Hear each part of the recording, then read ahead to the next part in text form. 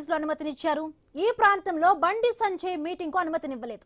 Permission ఇవ్వడం లేదని BJP నేతలకు సమాచారం ఇచ్చారు పోలీసులు. పోలీసుల తీరుపై బండి సంజయ్ ఆగ్రహం వ్యక్తం చేశారు. ఈ నెల 4న సభ కోసం అనుమతి కోరామన్నారు. అనుమతి లేదని ఇప్పుడు చెప్పడం ఏంటని ప్రశ్నించారు. కాంగ్రెస్ బీఆర్ఎస్ ఒక్కటేనని బండి సంజయ్ విమర్శించారు. బీఆర్ఎస్ సభలకు అనుమతి ఇస్తున్నారని, బీజేపీ మీటింగ్లకు ఇబ్బందులు కలగజేయడం ఏంటని నిలదీశారు బండి సంజయ్.